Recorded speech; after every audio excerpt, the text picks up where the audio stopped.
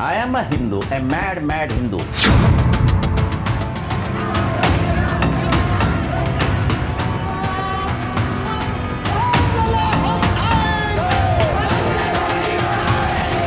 शिवसेना के संस्थापक बाल ठाकरे ने अपने साथ साथ पार्टी को भी हिंदू हितों की रक्षा करने वाली कट्टर पार्टी के तौर पर आगे बढ़ाया। इसका सबसे बड़ा सबूत बाला साहब ठाकरे का वो बयान है जो उन्होंने उस वक्त दिया था जब अयोध्या में बाबरी ढांचा ढहाया गया था।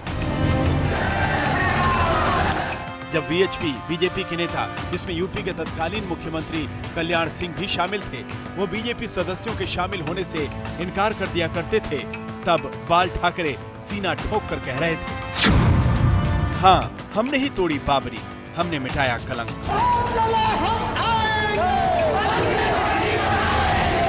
उन्नीस सौ 92 में जब बाबरी मस्जिद ढहाने की बारी आई तो खुद बाला साहब ने कहा था कि बाबरी मस्जिद की दीवार और मीनार पर सबसे पहले चढ़ने वाले कार सेवक शिव सैनिक ही थे।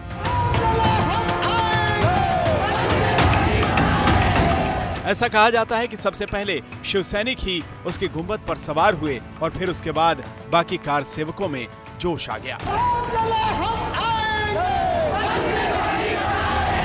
बाला साहब ने यह बयान ऐसे समय में दिया था जब लोग आक्रामक हिंदुत्व को पसंद करने लगे थे। उमा भारती जैसे बीजेपी के कुछ नेताओं ने इसकी पुष्टि की थी कि गुंबद पर चढ़ने वाले मराठी बोल रहे थे और मंच से अपील के बावजूद वो उनकी बात नहीं सुन रहे थे क्योंकि उन्हें हिंदी समझ में नहीं आ रही थी। जानकार बताते हैं कि बाल ठाकरे ने उन्हें डायरेक्ट एक्शन के लिए भेजा था। कोई साजिश नहीं थी, सब कुछ खुल्लम खुल्ला था। साजिश तो तब होगी जब मन में कुछ और हो, बाहर कुछ और हो। बाला साहब ठाकरे ने कहा था कि ढांचा ढहाए जाने के दौरान कुछ शिव सैनिकों की मौत हो गई थी और उन्हें उन पर गर्व है। उस वक्त अशोक सिंघल जैसे वीएचपी के नेता ने कहा था कि बाला साहब में साहस नहीं था, इस वजह से वो 1992 में अयोध्या नहीं आए। इस पर बाला साहब ने पार्टी के मुखपत्र सामना में कहा था, राम मंदिर के लिए आंदोलन सभी हिंदुओं का आंदोलन है। मैंने कहा कि सारी हिंदू पार्टियां और संगठन अपने बैनर किनारे रख दें और एक भगवा झंडे के तले इसके लिए एकजुट हो जाएं। ऐसा हो नहीं सका, इसलिए मैं अयोध्या नहीं गया।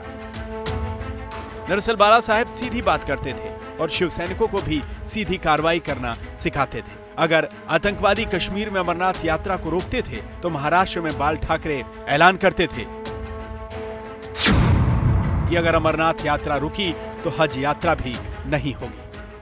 अयोध्या में राम मंदिर से लेकर हिंदुत्व के ऐसे ही तेवर की वजह से शिवसेना का उदय महाराष्ट्र में तेजी से हुआ, लेकिन बीजेपी से तनातनी के बाद उद्धव की कमान में शिवसेना अक्सर मुद्दों से भटकती दिखती है। ऐसे में यह सवाल पूछा जा रहा है कि क्या अयोध्या जाकर राम मंदिर निर्माण की हुंकार भरकर उद्धव ठाकरे महाराष्ट्र में शिवसेना की जड़ों को फिर से मजबूत करने में जुटे हैं? सवाल यह भी है कि क्या बाल ठाकरे ने 6 दिसंबर 1992 में बाबरी मस्जिद विध्वंस के बाद पार्टी को नई ऊंचाइयों तक पहुंचाया था, वहां तक उद्धव फिर से ले जा सकेंगे?